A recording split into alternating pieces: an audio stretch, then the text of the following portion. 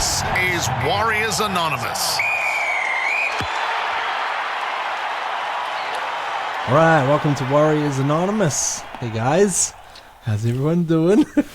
Hey guys. Been quite a time for the Warriors, the highs, the lows, and everything in between. So let's chat about it. My name's Jared Cronin. Let's bring in the lads. We've got first of all we've got Saucy, Isaac Sauce. How are you, bro? What's up? Rocking the hoodie. Levon. All good, mate. Rocking the hoodie. Yep. We were talking about this offline. This is my Heritage Round hoodie. Yes. New design. Expect to see it next year on the Warriors. It's beautiful. Yeah. I mean, they're doing the old the grey and silver uniforms this coming week. So just get out like a black Vivid, bro, and just fill in the white. Just circle around the white parts. Just like just do a Microsoft Word print of a Warriors logo and just stick it on the front there. Just walk around town. Heritage Round. You almost camouflage into your cushions there, bro, too. Yeah, no. Pretty good eye for design in this house. Yeah. All good. We've also got Daniel Whanakura, who was our man on the scene, Napier on the roving reporter. Yeah, how you go, man?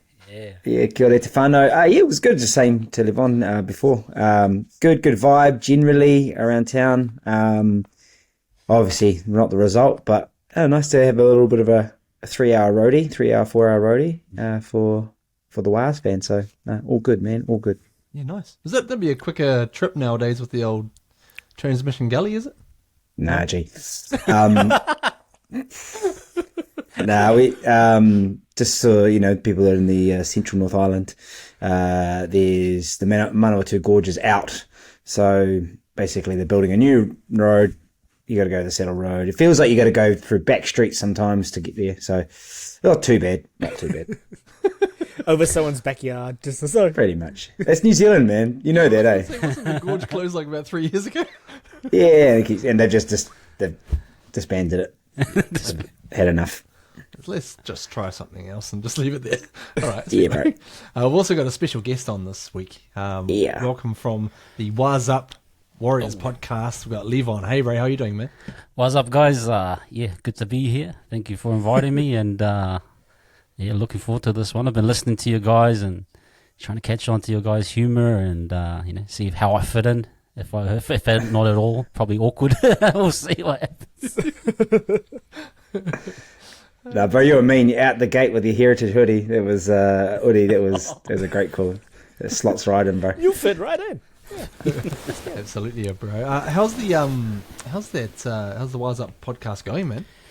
Yeah, good, man. Started off pretty much just doing it, talking to myself, and slowly getting some people on. So, but it's going good, man. It's just a passion thing, and but people seem to be responding to it and enjoying it. So that's what I do it for, man. I do it for the people. I do it for the people, for the Wars fans. Man of the people, man. For the love. For the love. Love it, bro. It's exciting to have you on because I feel like the analytical abilities of this podcast episode has gone up by about 180% just by having you on here. I wouldn't say that, man. I know Daniel's right there, bro. He's right up top. That's right. A man on the scene, boys. Well, I mean, let's go with something, I guess, a little bit sad heading into last weekend. And that was the passing of Tina Turner. Now, I don't know if you might have caught the episode last week, Levon, but we'd been chatting about a new Warriors Anonymous member. Her name's actually Gracie. However, we were getting her name wrong. We couldn't get the name right, and we were calling her Tina. So we were like, referencing all the stuff to Tina, and we said, Tina, you're the best, blah blah blah. And then within about 3 days, Tina Turner passed away, and I was like, whoa, that's some kind of cosmic sort of weirdness going on. Foreshadowing. So, yeah, that's it. Been jamming. Isaac, I understand you've been jamming a few Tina jams. Oh, how could you not, eh? As soon as I found out the news, I was just like, what? I had to hear it from my workmate. I was like, that's unbelievable. It's just, it's terrible news. It's just the soundtrack to League growing up, right? Oh, yeah. 100%. And it's just like, I don't know. her songs are just bangers as well. When you go back and you listen to her catalog, like she's got some amazing songs. So yeah. It's pretty sad. It's end of an era. We keep losing all these bright lights in music. It's just a shame. Yeah. Yeah, absolutely. And you know, it's funny as well. Like when you go through and you listen to stuff, and I've found that both myself and my wife Lolo have been, you know, listening to different things, and sort of like she'll hear a song that I'm listening to, like what you see is what you get. What you get is what you see. What you get is what you see. And she's like, I've never heard this song before. And then she starts jamming to that, and then she chucks on a song I haven't heard, and I'm like, what is this? And so we're kind of cross-referencing stuff and going, oh yeah, man, this is awesome. So you end up getting into more stuff than what you ever knew was even possible. But yeah, anyways, Levon, I think you might be maybe a little bit younger than us, bro, so I don't know if you're even still around when Tina was doing Simply the Best back in the days. Oh, I kind of remember it, bro. I'm born 87. What are you guys, like 80-something? Oh, yeah. Close 82s. to 82. Okay, yeah, okay. I kind of like my older sisters in that range. Yeah, no, I still remember vaguely. But yeah, I think I remember Mad Max 3. Was it? Was she in that one as well? Was it Mad Max? Thunderdome. Yeah, that was a classic too. Yeah, I used to watch Mad Max when I was like 5 years old. So but, yeah, that's my environment. If you can think about it, I had all my older siblings are like 18, 19 at the time, so they would hire Street Fighter 2 from the dairy, and then so I was all part of that kind of scene, even though I was still a little baby. But yeah, that's sort of vague memories of her. But yeah, just a massive impact on rugby league and advertising. Like marketing the game. Was probably the best person at the time. To market the game. Just really sad news, really sad news. I really loved hearing the story about the guys doing the deals with the ARL side of things, and they get ready with this big campaign, and all of a sudden someone gets in the area going, you really sure you want to bet all your money on a rock and roll grandmother, and all of a sudden they were like, oh, shit, that's a good point. But no, thankfully they kept the faith. And yeah, that was really obviously an awesome foundation for us as league fans, all of us. I know we got into it. One thing that's coming up, they're looking to bring in next year. The NRL are looking to open next season over in Vegas. Now I'm not sure how many pitch invaders you get at a Vegas stadium, but what are your thoughts on this, bro? But why not, man? Why not? Far out. It would just be epic for whoever gets to go as well. So change of sports. Did you see Wrexham, Ryan Reynolds, and I forget the other guy who owns Wrexham Football Club.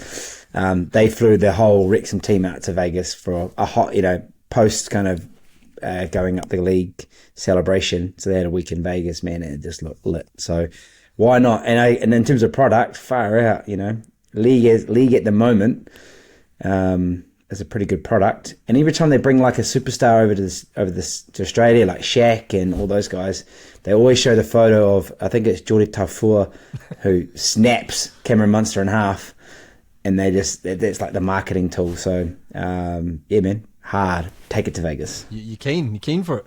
Yeah, I'm going. Levon, hard or nah, bro? What do you reckon? You on board with the Vegas thing, or you think it's a bit crazy, or what are your thoughts? Nah, it's time, man. It's time to get out of the typical locations, Southeast Australia and Auckland and north of England. It's time to expand. So Vegas is the perfect place.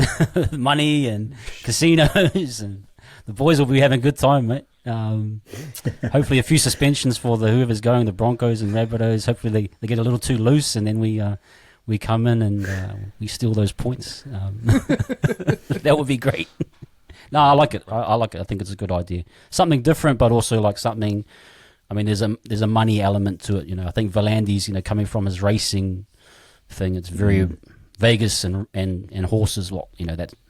That equals success in his eyes. So it's probably a money thing, really. I heard they're putting 200 million into it, though. That sounds pretty hefty. Yeah, what do you guys think about that? That's pretty. It's a lot of money. I mean, I'd like to see some of that maybe spent on fast tracking the old forward pass technology. Just throwing it out there. Ooh, yep. VAR. What's the story with that? I've been hearing about it the last couple of years. Like, it's coming. You're like, all right. So. Rugby's trialing it. Oh, yeah? Yeah, apparently. They've got ball technology and they're going to go with it. But Okay. Just, yeah, it might take rugby like 4 hours to finish the game. You know, they could rather than just, 3.5. apply the cricket ball tracker, Yeah. technology to it. Just be like, whoop, not out. Whoop, out, That's Or it. As in forward pass, not forward pass. You think about, like, there's tennis matches, and it just, like, it's within, like, a whisker of the line or whatever, and it's like, cool, can you maybe do that for a league? Because it could come in handy for certain points in the game. Nah, gotta go to Vegas first. But Annesley's got the controls, eh? Annesley will have the controls on the button that says no. Even though it's miles forward, he'll just call and say nah, let it play on. Yeah. That's what we need. We need Harrigan back. Come take it over. Now, Isaac, we had a Warrior debut over the weekend, and that was Luke Metcalf. How excited were you going into the game to see him lining up? I thought it was just great to have him in the team. I mean, for injuries and whatnot, he gets his chance. He's been, people have been clamoring to have him in the team, including myself. So I was excited to see him go into the game. He's probably a par performance in my opinion. I mean, he looked a little bit shell-shocked and he maybe tried a little bit too much, but I think people are also probably being a little bit hard on him on the socials. It was his first bloody game, his first combination with SJ. You can't say he didn't try. Yeah, and I thought they did a good job on him, the Broncos. Both him and Sean. Defensively, they were not giving them anything. You can see, especially Reynolds, a couple of times there. He's like, nope, you're not getting anything here, young fella. But obviously you went to Napier. You had to run into folks like I think you mentioned Brad Inger, and also Zane, the Warrior Holic, aka the Transporter. Bro, what shenanigans was going on in the lead up to the game? Well, I know Zano, the Warrior Holic. He'd been a busy man, the brother. He's out there. He did say he wasn't chasing down those Warriors fellas. He just happened to be in the same time, the same place as Did well. he have the binoculars in his bag, or did he keep it somewhere else, like a fanny pack? Maybe. No, I mean, we rocked up to a place. It was pretty wild out, really, when you think about it. It was I love getting, get out to a pub location somewhere and it's just watch all the different jerseys. You see all the different Warriors jerseys throughout the ages as well. And it's awesome to see. Everyone was in pretty good spirits. Good to chat with Brad. He drove from Auckland down and drove home afterwards. So that's some commitment. Obviously, Zane was there a couple of days before, had a little stint on SENZ, running it straight with the boys, and bumped into heaps of people. And coming off the back of, he's obviously, Levon and Zane have had a couple of reviews as well, so he's been busy with that. And he had the Jazz interview as well, which was hands down awesome and one of the best interviews I've seen. So, the bro's been very, very busy. He was nervous as always. He gets really nervous pre-game, and had the look of, something's going to go wrong, and unfortunately it did go wrong. So, but yeah, despite that, man, it was just good to get out there and just see how many people love the Warriors. Throughout, you could take a game to any major region within the country, and I reckon you go close to selling it out, and you just get a wicked vibe in the city. Yeah, it was really cool watching it. Even from like a day ahead, you could just kind of feel things building. The atmosphere, the people around the place. Of course, Zane everywhere, with in the bushes and whatnot. But I remember you saying in the lead up to the game, Buddha, that you had a feeling there might be a few pitch invaders. I'll throw this question to you, Levon, but feel free for anyone to get amongst it. But do we have a streaking problem in New Zealand? It's from the pandemic, man. People want to get out and show their true colours. Is it pandemic or endemic or whatever? Yeah, we've got a pandemic now on top of the pandemic of streakers. Look, I don't quite understand it. I think a lot of people are doing it for TikTok and those types of things. I don't know why that's a massive driver for people to be famous on TikTok or whatever, but yeah, it's a bit embarrassing, a little bit. You know, I can see the Aussies or immediately. I saw Channel 9 had something on. I didn't watch it because I didn't want to hear them complain about, you know, look at the Warriors and what they're doing. But you know, there's that kind of commenting going around at the moment that is a bit of concern. But yeah, it's more about the flow of the game, like just frustration that you know, I don't mind if they storm the field after the game, all good, but just in the middle of the game where people are actually, there's something happening here that's very important, and you don't want to impact how things momentum is. And I felt for the Broncos a little bit, and then I felt for us as well. And I just thought, man, it just really killed the vibe. But yeah, I just kind of didn't really understand it anyway. But yeah, that's what I think anyway. Daniel, did you feel that the streakers might have harmed our chances of winning the game in terms of the momentum? Because people have been saying that online, but obviously sort of watching it on TV for myself, it was kind of hard to really know. Thought there was maybe one period there where they did come on at a good time. I was like, yeah, good stuff. But yeah, what was it like at the ground? Well, you compare it. So we've obviously had 3 or 4 games now, significant games that there's been streaking or invaders, and West Tigers game was the homecoming, and it was late in the game, and actually the Tigers were coming back at us, and it was, can't call it timely invasion, but it actually helped us. But on Saturday night, yeah, the thing that when we were sitting watching with Zane and a few of the other boys, we just had no momentum. We weren't getting into the grind. We weren't, you know, dominating them, and a few things, and we'll talk about it later, but a few things stopped that. But I guess I felt that we had that fitness at the end that we could really have a crack at them as well, because they're, you know, the baby Broncos, they'll have guys that are playing bigger minutes than they normally would as well, and it proved. But the start-stop nature of it meant we just let them off the hook. You know, there's periods of time they could rest, and you couldn't put any fatigue into them, you know. So yeah, I think it ultimately bit us in the butt. It did come at a time, I must admit, that it looked like we were out. So, you know, I guess I don't want to say the natives got restless, but I think the brothers and the sisters, and actually it was some of the sisters too, got restless as well. So yeah, but two comments I want to make, and it's probably not related to this as well, but I was shocked at the significant amount of wood stock that was being purchased at one time by individuals. So they had brothers and sisters had 4 550 mils rolling around, and there were some brothers I was sitting next to went back 2 or 3 times for that little set. So I guess that kind of probably contributed to the atmosphere of fuck it, let's get on the field. That's like those old Discovery documentaries, like Countdown to Disaster. I mean, I don't want to be the sad guy because, you know, I don't drink anymore and all that kind of stuff. But like, when you put 2.2 liters of woody up in your grill, you know, something gonna happen. Yeah. So we're gonna have it, all right. 100 meters, 24 odd tackles by the fans. Yeah. Man, 8 the match woodies. performance. Yeah. You got the stats on that, Levon? Yeah, I got some numbers for you guys. Meters gained by the streakers. Post contact, man. Post security contact meters. PSCM. Those red badge tackling. Red badge. This tackles. Funny, bro. Beat defenders. Oh man, I don't know what's going on with red badge, but come on, guys, you gotta be stopping things. But Oh, bro, in Wellington, the red badges were literally kids, eh?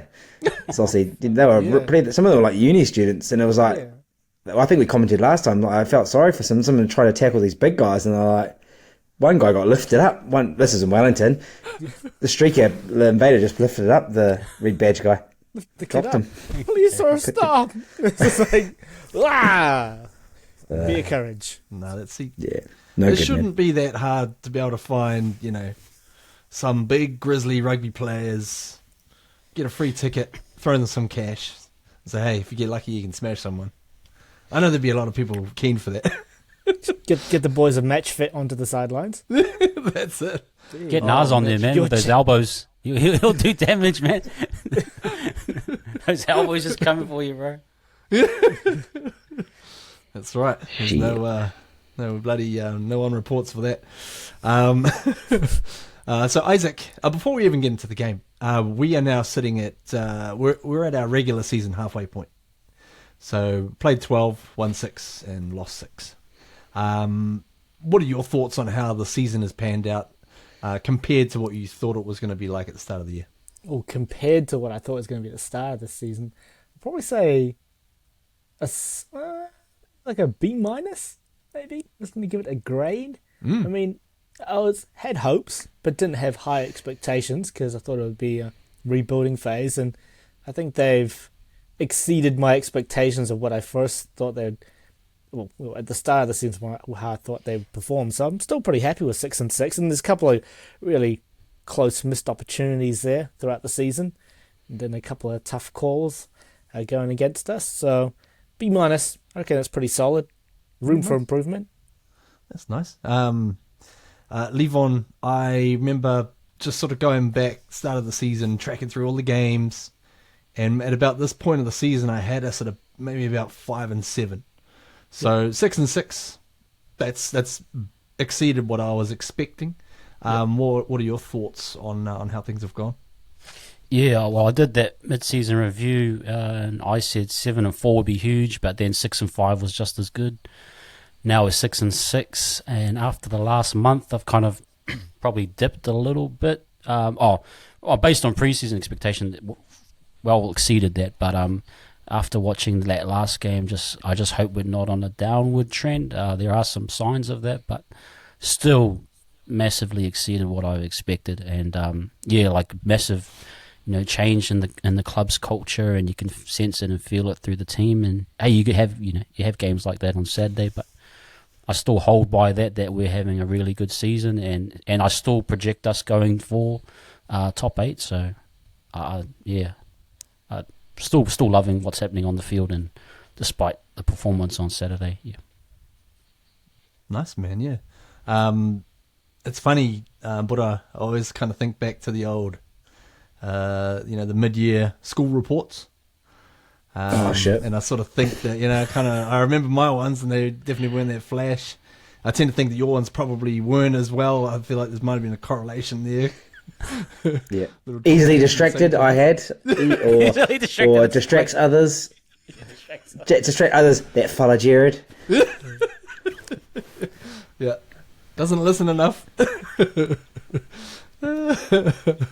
Anyways. Now, the Warriors, I actually felt like the first half was a cracker. And we created so many opportunities. Maybe not clinical enough on a couple of them. Also, a couple of times we were just done by some brilliance, really. How did you see the first 40? Yeah, I think we're watching it, and seeing those missed opportunities. First of all, you got to say the Broncos did extremely well. To scramble to get themselves in a position to stop try-scoring opportunities as well. On a few occasions, obviously kicked the Rocket Berry one, what a play, and then held up at the very end. And we couldn't quite tell. We just thought, no, he's got it over. And even if the hand was there, surely the ball was touching the grass. But obviously, you see it back again. I think it was the right decision. Frustrated. The thing that it's like a double-edged sword, because we missed those opportunities 4 or 5 times. We gave them those 7 tackle sets from the 20. So it felt like we'd done something really good, and you didn't get rewarded for that. And in actual fact, if you just played a little bit within yourself, perhaps, maybe not gone for a particular play, then you might have hit them in the corner and get them to come out at you again as well, which we've done so well, I think, for a lot of the games. We've maybe not chanced it as much, and it sounds counterintuitive, but you've also got to go for tries. So I think from the first 40 was a sense of frustration, and obviously two mistakes, and you let a pretty nuggety, hearty Broncos team who had, although young and inexperienced, but athletic. They were really athletic, the top end pace out wide, big guys in the middle. And obviously, cost us the first half, really, our own mistakes. But yeah, just one of those frustrating moments where you just couldn't get that momentum, couldn't land those tries. Frustrating also that a guy like, excuse me, Tristan Saylor comes in, replacing Reece Walsh, and just comes up with that bloody, the dad with the Easter egg bloody save. And I'm like sitting there thinking, man, there's no way in the world Reece would have done that. Just kind of almost like the stars kind of aligning against us in a sense. But Isaac, in terms of, I actually felt like in terms of our defensive kick defusals, I actually felt like we were probably a lot more solid than what we have been in other games. What did you think of that aspect? Yeah, I thought in that aspect, pretty good in the kick defusals. I mean, I thought the Warriors did put a bit of kick pressure on Adam Reynolds as well. Early it on, looked like it, and which was good. I mean, but he still managed to get away with controlling the game a bit. But yeah, in terms of kick defusals, I thought we've maybe made a little bit of a step up there, which is good. But yeah, just to Buddha's point, a lot of missed opportunities. And I felt too that maybe 3 or 4 games ago they wouldn't have been trying to go for the home run the whole time. They would have been setting themselves up in those passages of play where they were in the 20 to set themselves up, give them a few sets to maybe put the points on, but it felt like they were just swinging for the fences and then would turn to a 7-tackle set, and then it's almost a negative play. We've come off with a worse result than we could anticipate. So it felt like that in the game. Yeah, the crowd. Did you notice the crowd? There was that play where we must have been tackled 3 or 4, reset, and SJ goes for the grubber about 25, 30 out with kind of Curran on his inside, and it just got cleaned up, and the crowd just went, oh, because it was like not the time, like we just got a repeat set. Let's get back to bashing what we've been doing. So yeah, it just felt like that intent we talked about today, Levon, about that intent. Just didn't seem. Maybe we felt we'd turn up to the ground and we get the 2 points because that's the baby Broncos. It felt like they were trying to make too many splash plays. You know what I mean? Yeah, to win the game instead of sticking to the quote unquote DNA that Andrew Webster's trying to build with this team. And I kind of felt like that's what he alluded to as well in a lot of the post-match talk. Yeah, Levon, did you notice anything? I guess that we hadn't been doing previous weeks that we'd kind of gone away from, especially in the first 40? Yeah, I just sort of did some video stuff, and there's kind of a pattern where if you saw, we talked about Reynolds jamming the Metcalf or whoever was that second receiver outside of Tohu, and I think what we actually needed to do was just keep punching the middle a little bit. There was some times when Tohu played it to either Newcordy or Curran, and it was good. We got the one-on-one with either the edge back row or the half. I just think we didn't have a counter to a lot of what they were trying to do. I think we just were going through the motions, trying to do these set plays, and there was no real thought. And that was, perfect example was the one where Metcalf threw the ball to no one, and then Montoya, he even thought, I'm going to grab this, I'm going to defend this guy, and then I'm going to go score in the corner, and then lo and behold, Mariner gets the ball, and it's a 6-point swing, really. So I think just guys weren't... just going through the motions, I think. But that's what I noticed in terms of attack. We were just trying to force this idea of we're going to go out the back, when instead it might have just been better just to punch through the middle a little bit more. That's something I saw in the first half that was like, okay, we need to change this. But that's what I thought anyway. Yeah, right, bro. Because I noticed that when again the Doggies game, and it was obviously our back 3 carries, but we seemed to get in behind them in the ruck, and we just rolled on. We got great meters as well, and then I felt like we didn't earn the right to actually then play out the back and play the shape because we weren't dominating. I know the stats at the end, tell a different picture, but on the ground of the field, I felt we lost the middle. they were easily poking through, and we struggled a little bit. And you're right, we just decided to go, well, we're not dominating, but we'll still try shift, and we're just easily picked off. And also, funny you should mention that first try that Mariner scored for the Broncos, because I was watching it back yesterday, and I'm also looking at it going, oh man, Stags have gone for the all or nothing play, and if he hadn't pulled that off, we were in. It was Pompey on the outside with Monty next to him, and only Mariner was going to go left with Reynolds coming across, but. Just those little, you got to take a punt, I suppose, especially if you're a centre. I actually thought, funnily enough, that Dean Mariner, he reminded me a bit of a new Tony Staggs as well. I see that his old man did you see that about the old man being the singer of the It's a Matter of Faith? Yeah, or Lucky, yeah. Who was a diehard Rabbitohs fan. Yeah. Man, so yeah, sadly the faith obviously ended at some point. But, faithful. All good. Best of luck, bro. All good. Now, in terms of, I guess the good things, we'll throw this to you, Buddha. You were at the field. You got a little bit more of a sense for it, perhaps. The final flourish that we had coming home was that us finally, kicking into gear, or was it the Broncos thinking that they'd, job done? What was your take on that?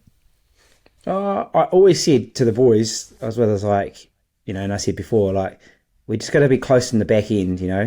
We've got a more experienced team. These kids, they're going to feel the pressure. They'll be up, and if you just get a roll on a bit of momentum, then anything can happen, and we put ourselves in a position. I don't know how you boys saw it, maybe Levon, you saw it, but I felt like we decided to shift or give earlier ball out wide. Metcalf got a bit earlier ball. There wasn't necessarily that first receiver Tohu play as well, and it just freed him up a little bit, and he obviously got out to the edges. Pompey and Rocco, both, looked really good, man, going forward, and obviously Dallin and Monty were there. We're kind of waiting, and you probably got as far out as possible, and just enough time, and we showed it, which is probably the most pleasing thing from the whole loss, is that we were in striking distance. But disappointingly, you need everything to go your way. And I guess, a bit of a lesson for Pompey, you can't get away with that stuff in the NRL. There's too many cameras. They'll catch it. Is it Mariner? I don't know who it was. Sold it beautifully. Oh, yeah. Did a fucking 360 pirouette, and he just got a little tug on the back. But it was one of the greatest moments to be in the stand. We just went off, man. The place went off, and then as soon as old mate went like that, everyone was went, and just yelling at him. So it was probably a combination of both, but I think more so that we got our ass into gear. Yeah. I was watching the game at a bar with you guys out there. Richie from Warrior Nation was having his birthday party, and also I was watching it with Hammer as well from Ruin Hammer. Oh, nice. Amongst a whole big group of Warriors fans, and all of a sudden you can imagine the last couple of minutes, everyone's just going absolutely bananas. This is out right in the heart of Parramatta Eels country, so a little bit strange. But Isaac, what was your initial reaction when Monty crashed over in the corner, and then the follow up, the referee going upstairs? I was watching the game by myself, but I was still celebrating like crazy. I actually jumped up to my feet, even with my slightly pulled hamstring. Did a little bit of damage there. I was like, yes! And fuck! It was fucking hurt. And then, I felt so sorry for Pompey. He did a lot of good work there at the back end of that half too. He was causing some problems, and just one brain fart, that's all it took. Just the Warriors, they looked like they had it in just to take that game. Like Buddha was right. Like they just had enough gas in the tank to sense a bit of maybe another Cronulla miracle, if you know what I mean. And it just didn't work out that way. But yeah, I feel really sad for Pompey. He gets a lot of stick from a lot of different parts of the interweb, and he didn't have that bad a game either. It's just people are always going to remember that. Yeah, he had a really good game, I thought. But yeah, you're right. There's always people, just waiting. Yep. Waiting for him to stuff something up and then, gotcha. But, poor old Pomps, I'm with you, bro. Maybe Levon might actually have some any sort of insights or analytics on it. But I thought both our centres, actually our whole back five, to be honest, looked pretty good in terms of the work done and also, the stuff that they were able to create. Yeah. And was that my cue? Sorry, I missed that one. Yeah. You're on, mate. You're on. Okay, see, I told you guys I'd be awkward on here. Sorry, man. I got it. That's one minus point. Points. Lagging again. You got that scale next to you on your computer, like -2 points. No, this guy's never coming back on. just no, we don't judge. Move it down. Okay, first one, Pompey. Look, I actually think it's a paradox, or what is it called, a catch-22. If you think about it, Pompey breaks the tackle, but he doesn't draw in Mariner. I think he thinks that he got caught on the leg, maybe. And then he passes the ball, and it's actually behind Montoya. And then by the time Mariner turns around, I think he has Montoya and will tackle him. So I think people are blaming Pompey, but it's Pompey that got us the try. You know what I mean? Yeah. So it's like he set it up. He set it up by pulling the jersey. So it's kind of like, well, it's only because we scored the try that now we hate Pompey, but it was because of Pompey that we scored the try. So people, I don't think we would have got in. But at the same time, you let it play out. Like, there's no point in doing that. In many cases, maybe you get the ball back from Montoya. I saw Curran on the inside. You put a chip in. So it's like that was my main issue with Pompey, was that he didn't let it play out and see what could have happened. He decided the game by his decision. But I think people are overstating it because Montoya scored, but that was only because Pompey pulled the jersey, I thought. But then back to Daniel's point about, it was too little too late. I think what I noticed was like Tohu play was like, that's what we were doing a lot of. And then I think SJ's has said that's enough of that, but it was too late. Because what I noticed, like SJ was getting like a wide ball off the ruck, first receiver, and then things just started to happen. Like Metcalf got early ball, and it was just too late. But I think that's where I'm talking about adjustments. Like, we should have seen the Tohu thing wasn't working. They were jamming the outsides, and they had the middles covered. Well, then just give SJ the ball, and I think he got to it too late. After they scored that last try, I think that's when he just said, "Okay, I'm taking over," and then it was just sort of. We ran out of time, but like you said, we were right there. But I think you can carry that form into against the Dolphins, and if you see that they're out the back's not working with Tohu and that sort of thing, then let SJ get it first receiver, let him control. Because then what actually happened was Reynolds stepped back a bit. Whenever Tohu had the ball and was going up the line, Reynolds just straight away jammed, or Tony Staggs, whatever. And then when SJ got the ball, Reynolds backed off. And then that's when you started to see Metcalf got a bit of early ball, and then SJ was putting guys like Newcorder through, Curran. So I just thought we should have gone to that a little bit earlier. That's what I really thought. We just got there a little bit too late. Whose responsibility is that then to make the call on the field on the fly to, go to Plan B or Plan C? I don't know. Who do you think it is? It's got to be.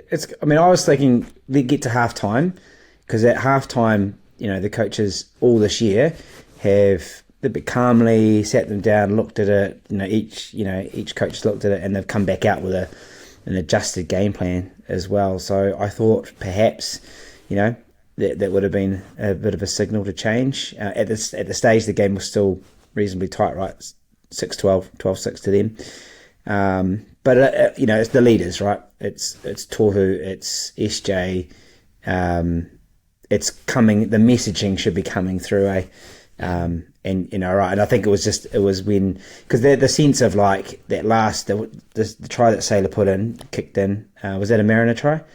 And it was like, we were just in there going deflated, like, oh, that's 16 points, man, like, and it was like, obviously everyone started running on the field, but I think the sense of like, well, let's just enjoy it. We've come this way, let's just sit down and enjoy it. And I think the shackles came off them a little bit as well. So yeah, it's kind of, good teams adjust to their game plan, eh? They play what's in front of them. Our Melbourne Storm and Cameron Smith kind of sees that's not working. That's been, that avenue's been blocked. Okay, let's find another way around it. So hopefully that's part of the review this week is change it up. Don't just keep going the same way. For sure. Isaac, in the second half, like when we started in the first half, we were keying on Adam Reynolds. Saw who especially was lining him up and just shutting down his rooms, space and room, and they'd have to shift it back to the blind side or whatever. Second half, I don't exactly know what happened, but all of a sudden he was able to just drift across field, throw about 85 dummies. Yeah. And then scoot through like up the middle, and it was like, what was going on there? That one hurt, when he just did the double pump and went in between Tohu and SJ. And yeah, he still had a bit of pep in those old legs, but that just shouldn't be happening. He shouldn't be able to crab across like that. Someone's got to make a commitment to get him on the ground, because I don't want to say it's obvious that he's going to pass it, because he didn't, but he put people in two minds. And he tried it on as well. That wasn't just the one time he did it. He did it a number of times where he crabbed across the field and he looked threatening. So I think, to the point about adjusting your game plan, it's exactly what he did. He put the experience on his shoulders and he adjusted the game plan, and it worked because he sensed one avenue was being blocked, but that opens up another opportunity. On the flip side of that, for the Warriors, I don't feel like we did, well, to Levon's point, we just did it too late. We didn't switch up the game plan until the horse had bolted. So that was just savvy. That's just experience for you from Adam Reynolds right there. Speaking of experience, or I guess on the other end of the scale, Levon, we'll throw this one to you, bro. Luke Metcalf, first game for the Warriors, lining up, with his old mate from Cronulla, Sean Johnson. What did you make of his performance, his first outing in the Warriors jumper? Yeah, I think people are being quite critical of him. I think you can sort of see, you got to see what his profile, his type of game he likes. You can see he's a running 5'8", which I think in the end will actually suit us. There was one hit up or a run that he did, and he nearly broke through the line, and you could see that he was trying to he's got a bit of speed to him. I thought some of the plays like we talked about, he just didn't get good ball, and sort of people were being critical of him of like not being able to create. But literally, if that's if you're in that position, then that's it's just not going to happen. But then like he got some ball later on in the game where he got it early, and you can see he can do the cutout pass. He's got it'll come over time. I just think people being quite harsh on him. But I think he's going to come along. But for his first outing, I thought he held himself, and he got targeted. He got targeted in defence big time.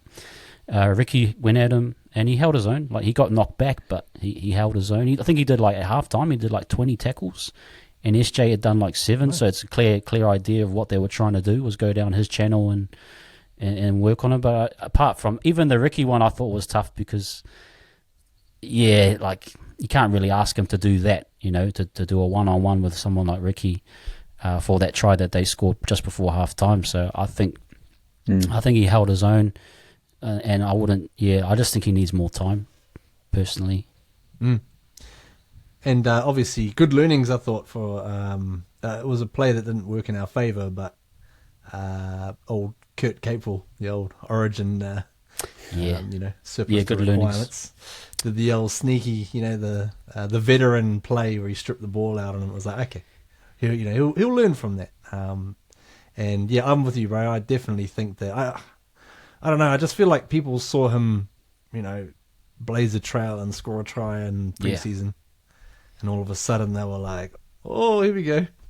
It's like, guys, just take it easy. Like, give the guy a chance to, find his feet first of all, before you start, building up all those kind of expectations. But I actually felt like there was a knock on in the second half from Metcalf, a knock on, where they again tried to do a strip, and I actually felt like if there was a time for us to do a challenge, I felt like that was the play, because that was the set where they'd ultimately go on, score, and go up 26 to 10. So I just feel maybe Buddha, you might be able to comment on this. We might just need to be, the leaders on the team just a little bit more alert to what's going on like that, to pick those crucial moments to get those challenges right. Yeah, it's a combination, because you could tell on the field what they try to do is get a sneaky look up at the screen, and hopefully there's enough time to see it and then to be able to call it, and they tried to. But it was, and like, NRL refs, some say 5 seconds, some 10 seconds. They just vary in terms of how long you get a chance to to call it. But I think also it's that's a player's responsibility to really say, hey, look, it was stripped. You've got to be quite vocal. I know there's a policy. You don't trust front rowers. You don't trust wingers as well. And if you call it incorrectly, because even in all levels of footy and whatever other sports you play, you make a mistake and you're adamant you didn't make a mistake. It's like, bro, you dropped it. But definitely got stripped, 2 in the tackle, and the one that Capewell stripped off him, you could see a mile away. Capewell just held him and was like, whoop, and you just knew it was coming. And probably is the difference between New South Wales Cup and the NRL. You cannot clock off for a moment. Even Sifakula, he got late footwork of the line, got stepped, puts his arm up. It's like, bro, you got, and I don't want to be savage on the young guys, but it's welcome to NRL, man. Like, there's a different gravy for those fellas, So, but yeah, just probably needed to be more vocal, because the crowd was far out. We were like, strip. It's funny you were quoting the Greg Alexander, almost the commandments of the challenge, Like, I think there was one as well. If you've played less than a certain amount of games, which Metcalf would have been in that game. Yeah, exactly. Don't challenge. Just keep it to yourself. Now, Isaac, I actually felt like the Warriors' kicking game possibly regressed a little bit from where it has been. Possibly the best kick of the night we did was when Dallin shelled it on the line. But what do you think we need to get back to with that side of things? Yeah, I think you're right. I think the kicking game has lost a little bit of the polish that we had seen maybe in the first sort of month and a half or so of the season. I don't know. I think it's just a practice thing. I think the occasion really got the better of them, and the adrenaline's up, and you sort of lose your way, and the kicking game sort of is just a byproduct of all of that, really. But yeah, I don't think it's going to take too much to get back there. But I think it was just one of those games, to be honest. I think it just wasn't quite where we needed it to be. I mean, it's a game of inches, Al Pacino. And Dallin had plenty of opportunities. He spilled one of them. Would have been a fantastic try with the dive if he caught it. The other one was the high ball, and he just got a foot out. I mean, you're not that far off, are you, with those kicks? Yeah, fair. Levon, bro, who individually, who did you like out there on the field for our team?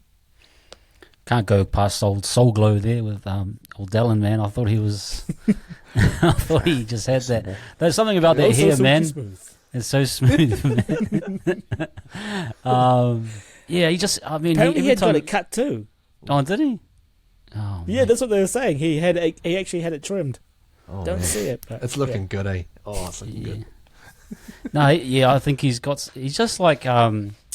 what's it like? Water over a duck's back, or like water over his hair just falls off. Like if he does something bad, he just moves on to the next play. Like even though he didn't really bomb those tries. He tried his very best and couldn't pull it off. But it didn't shock his confidence, and he was like head down. He just kept going ahead. And then, like, I think, what was it, 5 tackles that he did hit-ups, and he got 5 penalties, probably. It felt like it was 5 or 6 hit-ups and each time he got a penalty. And I was like, I think just everyone else was watching him play a solo game, guys on Fortnite watching this guy just play a game, and everyone else is watching they're already out of the game. It felt like that at times. It was just watching Dallin play by himself. But no, he was just pivotal, and even just his finishing almost wasn't there on the day. That kick by SJ, the first one, I thought if he nailed that, that was going to be a try of the year, because it was actually really difficult. But I actually think that kick was actually the perfect type of kick you could have done, because if it was a hanging kick, I think what's his name, their winger, he would have got to him, but it had to dip like that. But man, if Dallin caught that, would have been like a try of the year almost, because it was perfect. But no, I loved his play, man. I think he was like best on field, But yeah, just I got to give him credit, man. People have been critical of him too, like all these Warriors fans are critical of everyone. But if you look at his hit-ups, man, and his carries, and then his finishing as well, I'm really enjoying watching him at the moment. Yeah. That one where he did, dive and try to regather it and to try and score, that would have been one of those tries that you would have just watched again and again, because it looked beautiful, except for the last part. But anyways, what are your thoughts on? I guess maybe what would the review have looked like, say, today for the guys up front? The review for the guys up front, interesting.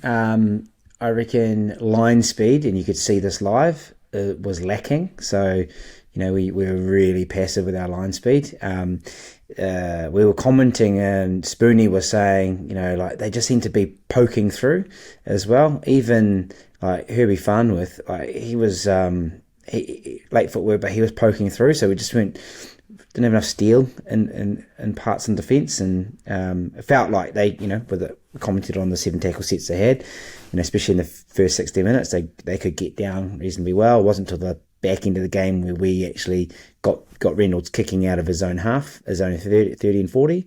So I think, there would be probably some questions around the defensive efforts and energy, especially guys coming off the bench.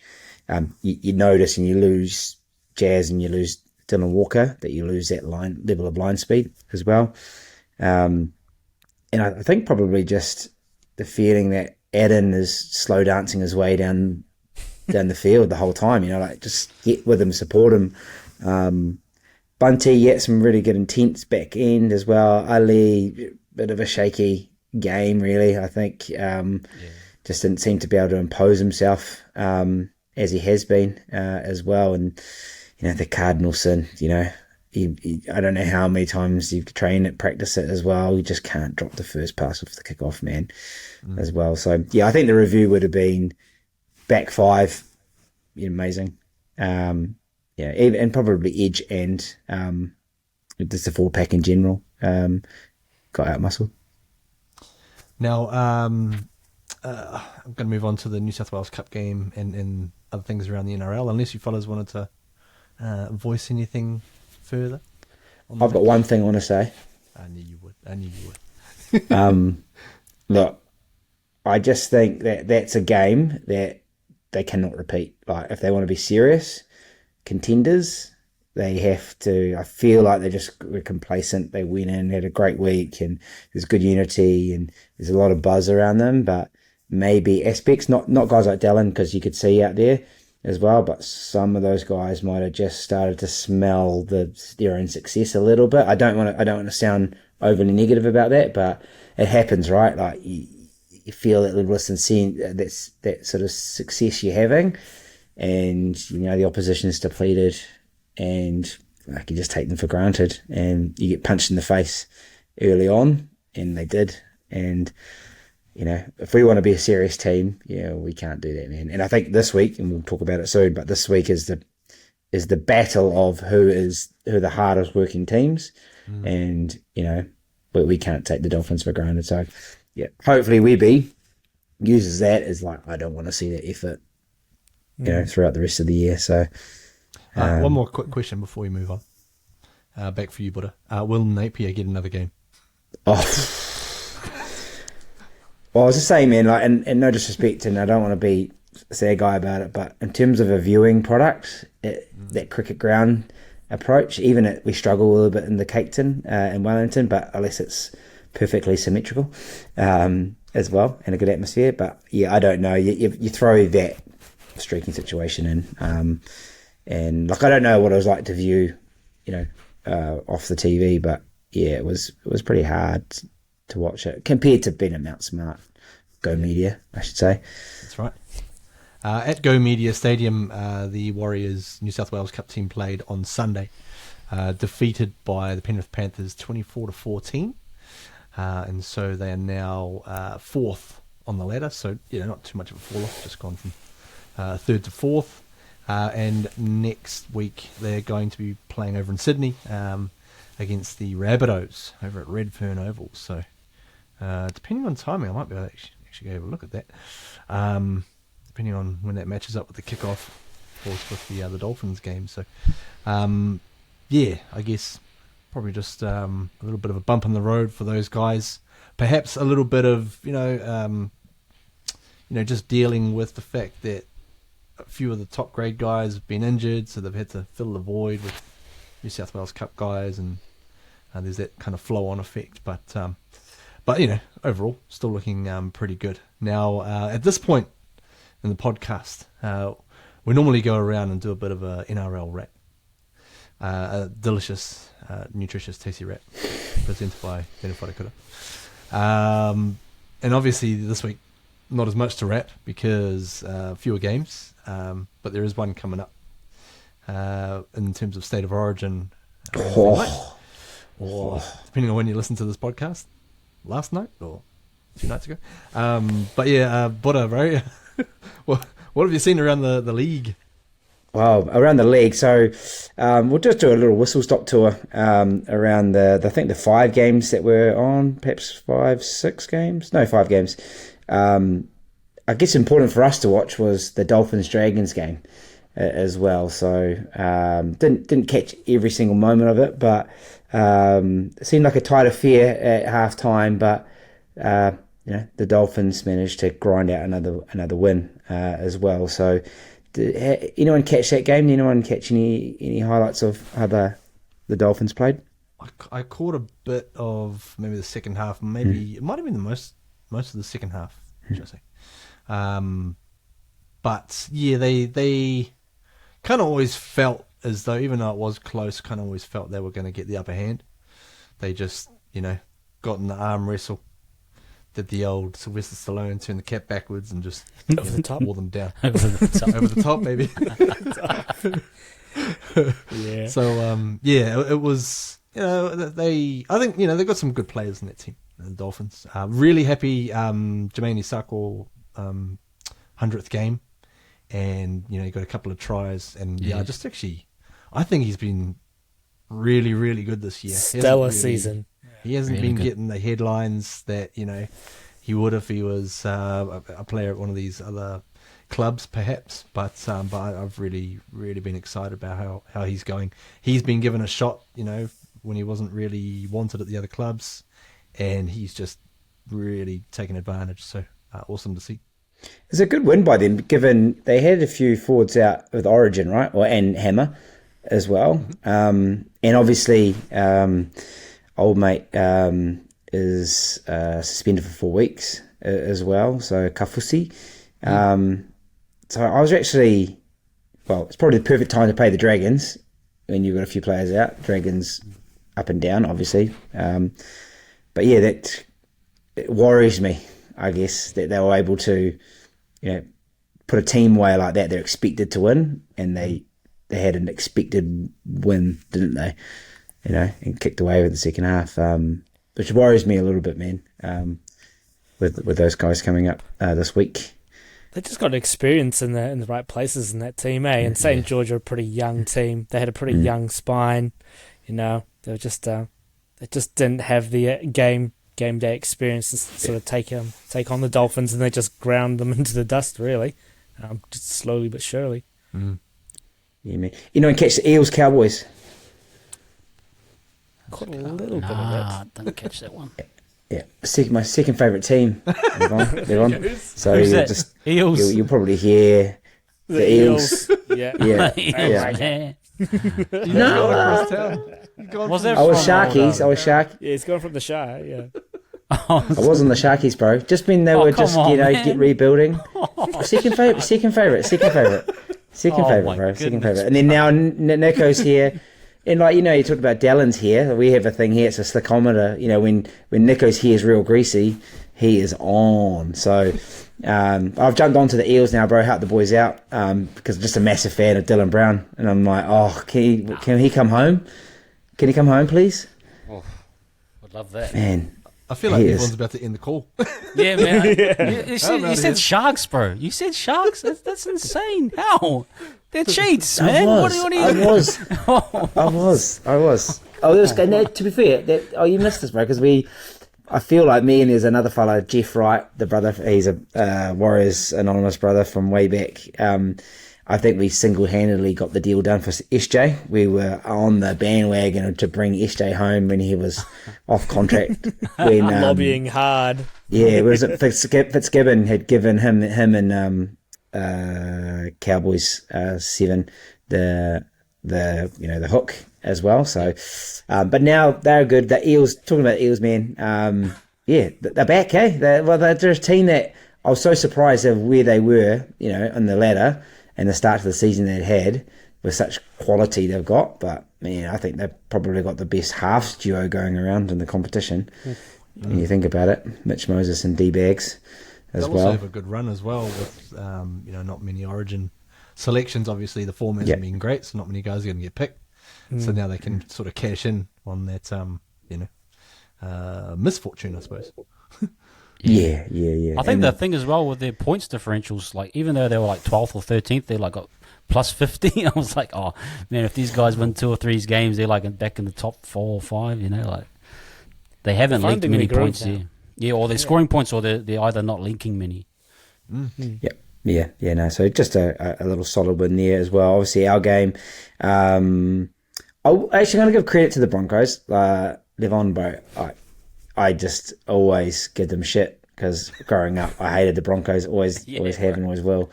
But to be fair, the story is that they flew in and maybe got a charter flight in and that kind of thing. But apparently they had to get up really early. They got in at like 1 a.m. and then they had to go to one of the Esk Valley primary schools to see the kids out there as well. And obviously the devastation that's in Napier. And so they got the whole squad out there real early. They obviously had minimal sleep. So that's awesome, man. And they obviously had the thank you New Zealand on the back of the jerseys as well. So hats off. Fuckers got us there. Rabbits Raiders. Well, if they were really going to thank us, they got to come out and play like shit. Yeah, True. Yeah, could have done True. us a favour. True. Now, I didn't watch this game. I saw the headline in terms of the score. The Raiders, Ricky's fucking Raiders, get up over the Rabbits, but depleted. But I think the big story is Corey Harawira-Naida is, his injury, his hospitalisation, his seizure, far out, man. That's pretty scary. Do we know exactly what happened? Was it a head knock concussion that caused it, or Delayed concussion almost? Sort of happened after the fact of a hit up. And yeah, like to the players' credit as well, they all surrounded him, just so he could have a bit of privacy while he was being tended to and didn't have the crowd. And no one wants to see that happen. I'm sure his family would be watching and stuff like that. And it's not good for them to see those sorts of sights. So yeah, credit for the players to surround him and just give him a bit of space in a time like that, because it just sort of came out of nowhere. You don't see that. Well, once in a blue moon, you see something like that happen. So pretty scary stuff. It's a good sign of how far things have come as well. Because I was talking to the wife about this. She said, "Does that?" She asked if that happens often, and I was like, "Well, it doesn't happen often. It happens kind of maybe every few years." But we've come a long way in terms of understanding those kind of events. Because I think back to the old the 1991 game between the Kiwis and the Kangaroos. And Dean Lonergan gets smacked like that, and he's on the ground doing the, shaking and that. And by today's standards, it's horrifying. And back then, like, people were bloody... It was almost like, laughing at it kind of thing, like, cracking up and giving him grief for years after that, going, oh, the Lonergan dance and all that sort of stuff. And it just shows how far things have come in terms of awareness about those issues, because now you do see it and you're like, whoa, like, it's pretty harrowing. Scary shit, eh? Yeah. But back then we were, people Lonergan smoking shuffle. inside. And Far out. Pour some Robitussin on You go it. into the club later on, hey, do the Lonergan, yeah. Do the Lonergan. Pretty much. Do the Lonergan. Far out. Crazy, eh? Oh, man. Raiders, Levon, we got them soon, bro. So, what's your assessment on them, man? They just seem to be going to the radar, eh? They're big time, bro. I like the Raiders have always had like a strong pack, strong outside backs, like just physical. Physical, eh? I think we'll have a hard day, and I think they're trying to tee it up with Croker's 300th. So we've got to spoil the party if we want to do it. Like, and I've said like we needed to get 2 of these wins to really make a dent. And I thought the Broncos was going to be one, but so the Dolphins hope, but then the Raiders away, and then Croker, they're going to try and make it, so it's a celebration. So we've got to spoil the party, man. But they are very physical, and they got speed, they got everything in my eyes. Like, but then again, they can have days off, they're not off. So we've got to be ready to pounce, I reckon.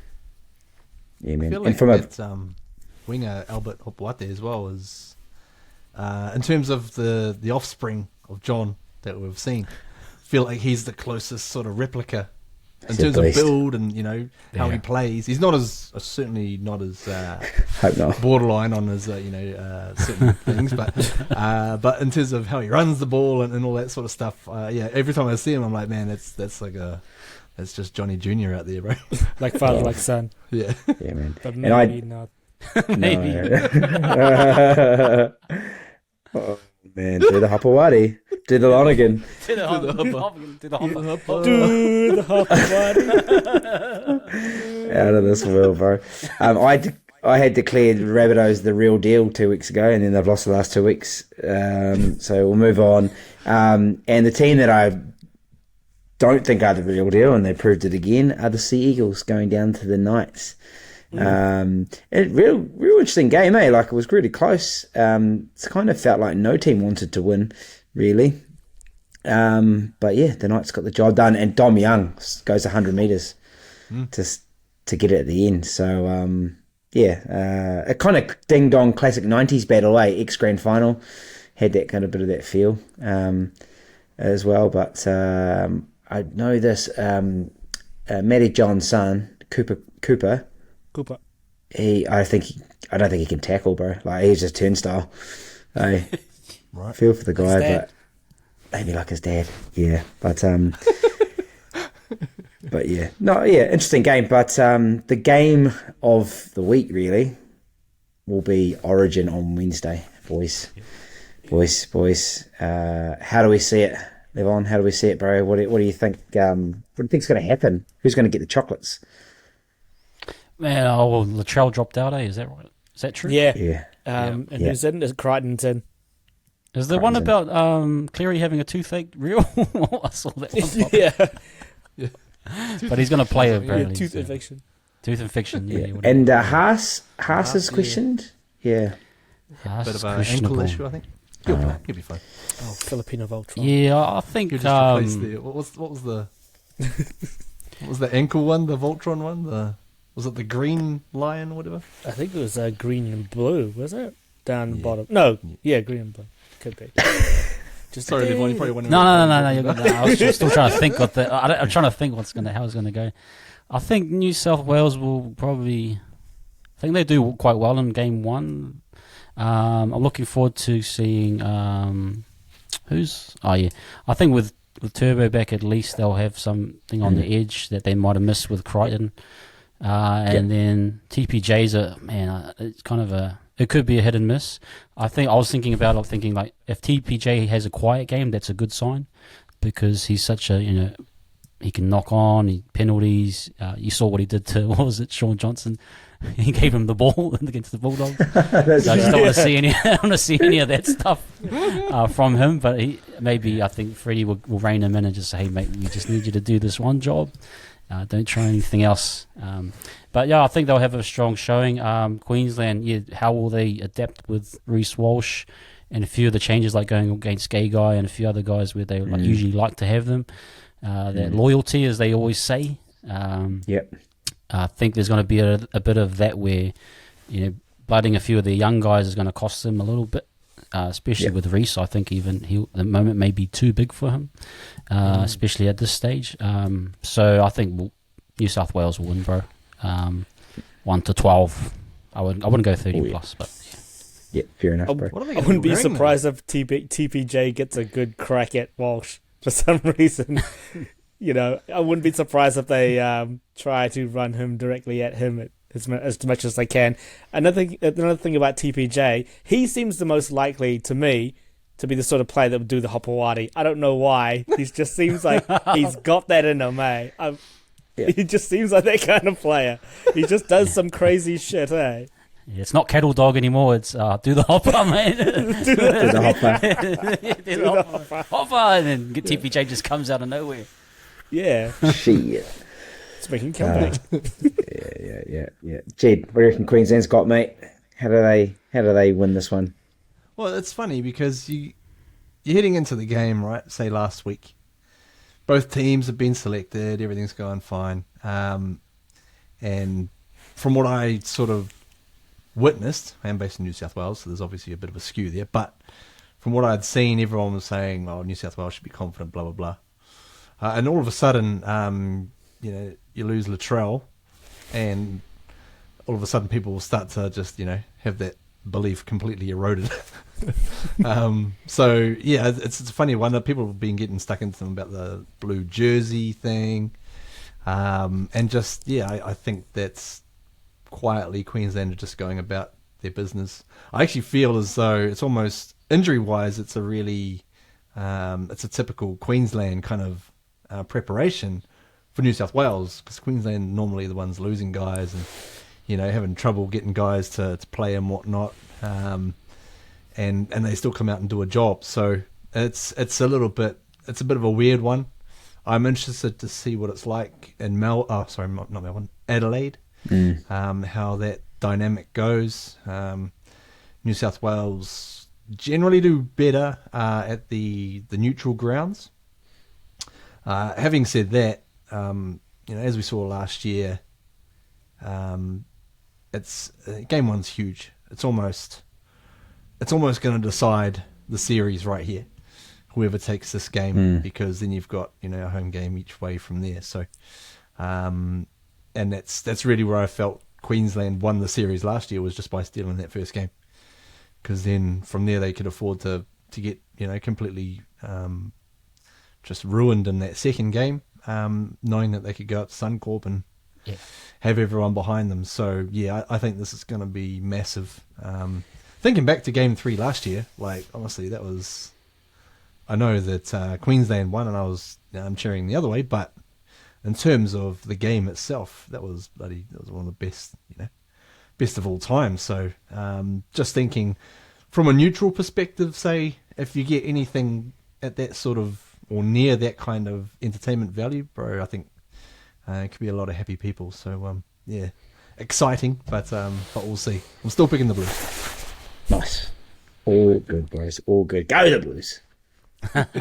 Go the Blues. Now, Isaac, we've got a bit of a warm welcome back to the expense account this week. Cha-ching, ching, ching. Ching, ching. Are you able to provide us the gold from Greg Spence? Yeah, I can. It's not very entertaining reading, though, to be honest, but I'll read it out loud. The Warriors have now played NRL games in 10 New Zealand venues away from Mount Smart. They hold a winning record at only one of those grounds, and that's Owen Delaney Park in Taupo. Wow. So, playing outside of Mount Smart... when was that game? I don't know. Game. Pre-season? Yeah, they had pre-season there, right? Like Storm games and stuff, but Well, they only hold a winning record there, so go own Delaney Park. Yeah. Yeah, streaker free. The fortress. Streaker free. Big sign out the front, no streakers allowed. hold it in the lake, man. man. Game in the lake, and swimmers only, man. Come So that is part 1 of Expense Account. Part 2 of Expense Account is putting the spotlight on Jackson Ford. He has been attributed with a combined 30 missed and 5 ineffective tackles across the last 4 games, to go along with 4 penalties and 6 again conceded, which I've kind of noticed as well. Maybe a few weeks back I made the point of Jackson Ford being a bit of a not a penalty machine, but just doing a few silly things here and there, and just sort of losing that edge that he came, barnstorming with in the first few games for the Warriors, where we just thought he was an absolute legend. It's kind of just fallen off a little bit in form. Yeah, sorry, can we just stop down on that for a second? Levon, have you got any sort of views on Jackson Ford and how he's going? Because when I watch him, I feel like he's trying to just play a little bit too fast. Yeah. And little errors kind of creeping. Yeah, he's all over the place at the moment, eh? Like, his running is cutting back inside and doing random stuff. I think he's just... I think there's been a probably correlation with Dylan Walker was out there for a while, and I think his best time has been with Tamaiti. Maybe we see an up on his offensive side with Metcalf coming soon. But you just want to see his lines a little bit better, where he's just trying to stay in his channels a bit more. I've talked about the back rowers. Actually, they've had issues in terms of getting early ball, and actually, like, I was thinking about guys like Olokuatu at Manly. They get early ball all the time because they have the ability to generate something one-on-one and can get an offload. Whereas our back rows, we don't really use them like that. We either use them at the line, or so I find maybe they might have want to do more with the ball. And maybe Jackson's that type of player where if he doesn't get enough touches, the touches that he does get, he'll try and create something out of nothing, but we don't want that. So I think it's kind of probably tied in with that, but hopefully with Metcalf, he'll pick up again. But defensively, like, his numbers were huge. He was doing 40, 50 tackles. He may still be doing that, I think, as well. But with what comes with that is the fatigue, and then obviously the penalties and 6 again. So it's trying to find the balance for him where you want him to maybe do 30 tackles, 120 meters or whatever it is, and then picking his moments a bit better. But I still trust him. I still believe in him. But you don't want to see, if he continues to drop off, then that's a sign that, hey, he might be on the downer, because he has been trending down in the last 4 or 5 games. So that might be a concern, and maybe Webby looks at that and says, oh, well, Curran may fill that void a bit. Yeah. That's a really good point, though, you raise about the combination he's been playing with. Because now he's currently used about, 4 5/8s. Yeah, Volkman too. Getting the ball to him. So that'll create a bit of uncertainty in terms of what he's doing. But that's a really good call. It seems like he's searching a little bit. Yeah, you Jackson Ford, like he's trying to search for that form that he had at the start of the season, where he kind of knew his role, and then he's trying to, like G said, he's just trying to do a little bit too much, because he was getting a little bit of hype and a little bit of excitement about his play, and then the silly mistakes just sort of pop up. It's just like, he's just he needs to stay in his lane, I think, but it's hard when you've got a rotating cast of 5/8s playing on the inside, I guess. For sure. And just seeing the last point on the expense account as well. I apologise, Greg Spence, for my blatant spoiler alert earlier in the podcast. Just in case you didn't hear it the first time around, Dean Mariner's dad, Lapi, was the front man for the Warriors' Matter of Faith campaign. Yeah. I was thinking about those. They had the Heritage jersey, but it was like the gospel choir version. I wonder where those are. And if anyone has some of those. True. They go right down to the legs. They had the Matter of Faith. Yeah. And I say, man, That's get one of those, bro. That's like, Warriors, vintage Warriors. Let's gold. Zane. Zane would be the kind of person to get hold of all of those. Yeah, I'm sure Zane will find somebody that's wearing one. Actually, if someone's going to have it, I'm going to give a massive shout out to Lance Muyava. I hope I said your name, bro. Lance is the man. He is the German warrior. He was over at the moment, so caught up with him at Station Bar in Napier. He came up to us, had a big yarn with the boys. Like the guy is hearty, gets up in the middle of the night, watches the wars, tunes in to everything, listens to everything. Got heaps of jerseys. He's an awesome bloke, man. So Lance, you're the man, bro, and might see you this weekend up at the Dolphins game. Okay. So you're heading up for that as well? Yeah, bro, I'll be there. Holy moly! Man. Managed to suss out a little trip, see some whānau, go to the Dolphins game. Was going to the netball final in Hamilton.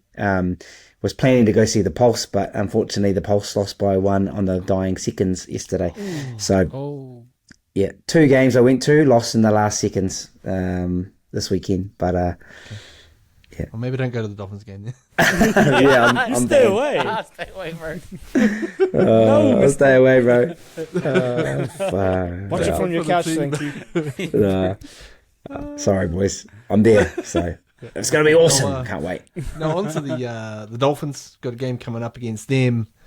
Wayne Bennett's team, and that's coming up this Saturday, I believe. I'm just going to double check that at Go Media Stadium. Actually, would that be the first time they've played at Go Media Stadium as Go Media Stadium? Yes, I think so. Yeah. The debut. So that's going to be a 5 p.m. kickoff local time, 3 p.m. kickoff Australian Eastern. So exciting. I'm getting the juices going again. Who we got coming back? I haven't actually checked the casualty ward, but I think we've got a couple of troops expected to return. Levon. Wade Egan, maybe?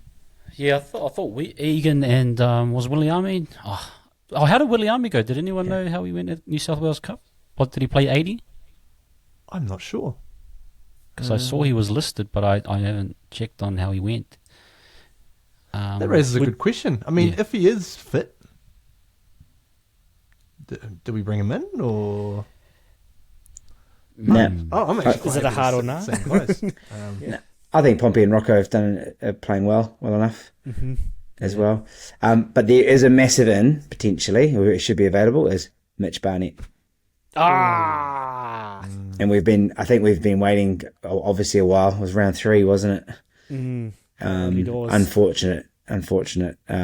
But yeah, like, obviously whether he's available for selection, the talk is he will be available this week. But yeah, it's getting him back will just give that extra steal that we've missed, and perhaps even spell Tohu for a little bit, because I think that was one of the issues in this week, and having to make Tohu to pay 80. He doesn't have to pay 80, but he kind of had to this week. So yeah, he's a big in hopefully. Just while we're on the topic of Tohu, so we're going to sidetrack a little bit from the actual game. Oh, itself, have you seen that? Yeah, the rumour mill. Who was that, man? I saw that one pop up. I was like, nah. Yeah, somebody came with a hot gossip, eh? Jeff Rizzati saying that Tohu Harris will retire at the end of the season. So apparently that's come from a mate who works with the Wellington Rugby League. A mate of a Had a few mate. beers with someone from the Warriors But a camp mate. over the weekend. Maybe they had A few of the old 2.2 Woodstock. 2.2 litres of 2 Woodstock. liters. That was him, man. Well, Tucker's leaving at the end of the Loose season. lips, six ships, boys. He's fucking off now. What do we make of that? Is that let's go with that one because that's the headliner. Well, the first thing you can make of it is that his body would have taken a pounding through his career. So that's one thing you can say. Look, Tohu has fucking tackled his heart out, isn't he? Yeah. Especially his time at the Warriors. Melbourne was one era, the Warriors. Woof. What am I getting myself into? On the flip side of that, though, I don't think he could leave the Warriors without getting them to the next level, if you know what I mean. He needs to. Same. He went through the doldrums with them. He needs to get them back up into that upper tier of teams. So I don't think he could let that slide. You don't think you'll kick it? Also, a couple more. These are just rumours, people. Just conjecture. A couple of perhaps Woodstock inspired. Jazz Tavanga to go to Super League end of this year, Curran to be released, and don't cry water, Bailey Sirenen to be released as well. What is everyone sort of feeling about these? Levon, we'll start with you, bro. What are you thinking about those kind of Jazz to ideas? Super League, man. No, I don't see that. From what I've heard and watched that interview, I feel like he's really invested, but that would be too far-fetched for me. Sirenen I could see because Chanel's coming back, and then I think he's an upgrade on Sirenen in that role. But Webby said he sees him as a half, so I was like, oh crap, he's going to be one of our halves is either going to leave or something. But I see him more of his utility, so Sirenen leaving would make sense. And then, was it Curran? Was the other one? Curran leaving? Yes. Yeah, that could make sense as well. If they're hunkering down on who is it? Newcourt and Ford, and then even Dimitrik looks like he's kind of that back row kind of, but he's not ready. But you want to try and keep Curran in my eyes. I wouldn't be quick to get rid of any of our back rowers right now because we just see the injuries and everything. So I hope it's just Woodstock inspired, like you said. I can't see it otherwise. Woodstock strikes again. The Woodies Woomer Mill. Woomers. Woomers, man. Get it presented by Peter Wopati. Peter Wopati at Woodstock. Woomers. Yeah. Bailey. I could see Bailey leaving. Jazz, no way. I think he wouldn't want to leave at such a pivotal time in the Warriors. Progression. He wouldn't want to leave. But I could see. And Josh Cohen, we should really be keeping him. I mean, he's blossomed playing for the Warriors. I think he's a big part of the Warriors moving forward once he plays himself into a little bit more form. You wouldn't want him to leave. He's just got that Warriors He might want to leave. DNA in him. He might want to leave though. But he might want to leave because he's not getting. He might want to leave. He's not getting regular minutes, and he won't be. There was a time that he wasn't making the 17. The 17. We had a few fitter players as well, so which was hard to believe for a lot of Warriors fans. I definitely have him in the 17, but players have ambitions. If you're not getting regular footy, you can see a Tigers or even a Manly. Manly tend to take all our hearty players. Carl Lawton, although you can have Carl now. You're over Carl. I'm over Carl. Yeah, no Lawton, no cry. Okay. Mitch Barnett expected back. Wade Egan. What do you think those two slot straight into the starting lineup? Maybe going to have to for Wado because poor Freddie got knocked the fuck out. Our man. Our pound for pound man. He's hearty, that bro. He is hearty, So feel for him. It was a pretty big knock. Wade has to come back in pretty much straight away as well. And look, he's obviously had a lot of minutes as well. So hopefully the old nut's been rested as well. So that will serve well. And I think we did miss him. We missed that manipulation around the ruck. Bringing players on. We talked a lot about that when he's there. The start left and pass right. Man, that just gets our boys going. The prestige. Yep. So keen to have him back. And maybe Mitchie gets a bench spot as well, and just ease him back in. Man, it's been a while there. Yeah, nice. He, I know that Wade he's just got that little extra pause. That the defense then they pause and then he goes, he blasts a little run and just lulls them, which is beautiful. Isaac, what do you expect to see from our opponents, the Finns? I think it's going to be the war of attrition, basically. The Warriors and the Finns have been sort of on a similar trajectory, although the Finns have got the better of the results table. Just this DNA of grinding teams into submission towards the back end of the game. So it's going to be interesting to see how the Warriors, or what the Warriors' game plan is for that against a really well-coached team. A team that's not littered with superstars, but just plays as a hearty unit. So really interested to see. I would think that the Warriors would want to put a little bit of pressure on their halves. Katoa is still quite young. Is Milford playing at half, and with Cody at the back? Possibly. Probably. He did actually play quite well against the Dragons, I thought. Yeah. But and then Cody Milford's- looked good as well at fullback. So yeah. But still, that halves combination is still not quite right. So maybe a bit of pressure, and then if Cody is playing at fullback, maybe a fair amount of pressure off the boot on Cody as it is, one media stadium return. So yeah, could cool. be the game plan.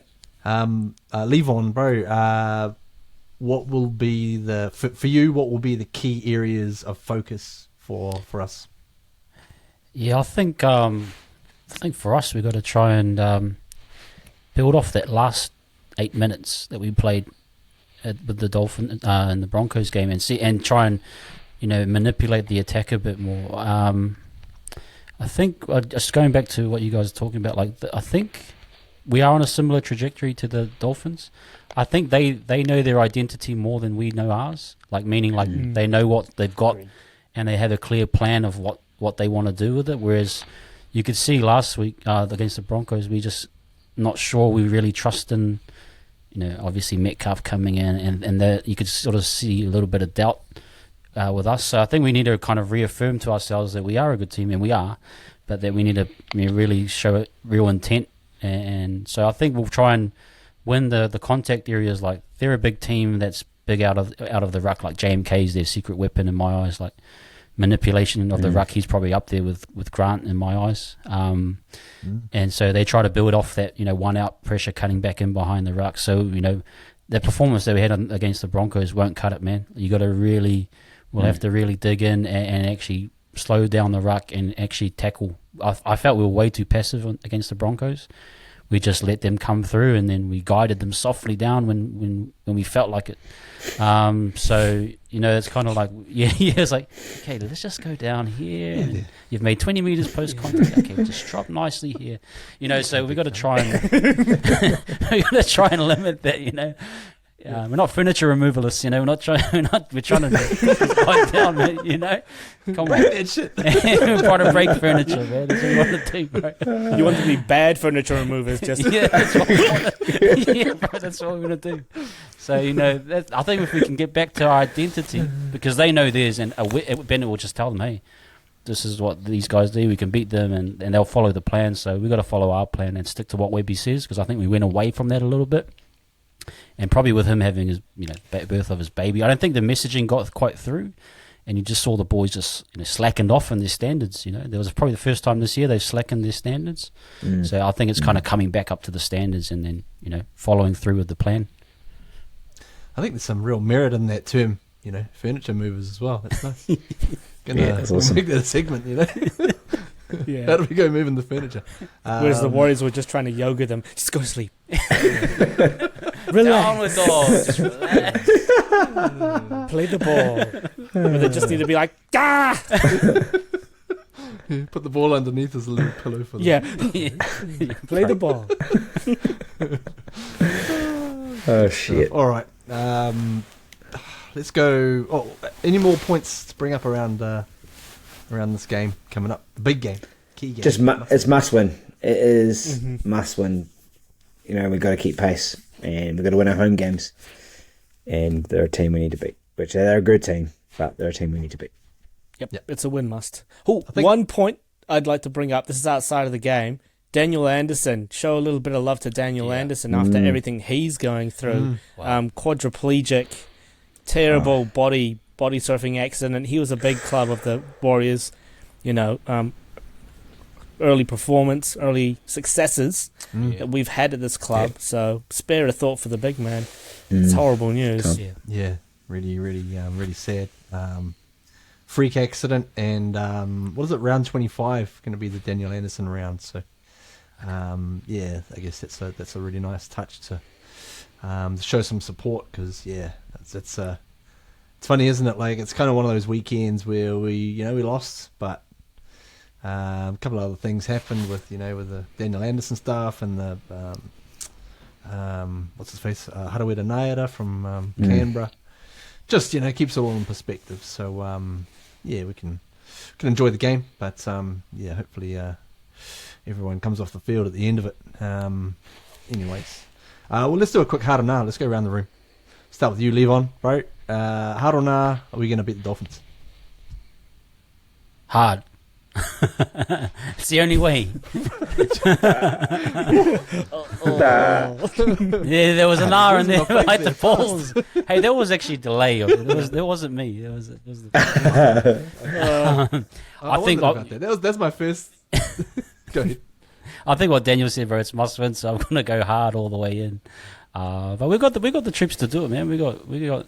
I trust in our CNK, Johnson, Tohu, but Tohu, like we talked about, needs a break. So hopefully Mitch Barnett is their key. Obviously, because Walker's not back Somebody yet. get that guy Kit Kat. Yeah, man. Fair. But yeah, that's I'm going hard, Isaac, man. hard or nah? Oh, sorry, bro.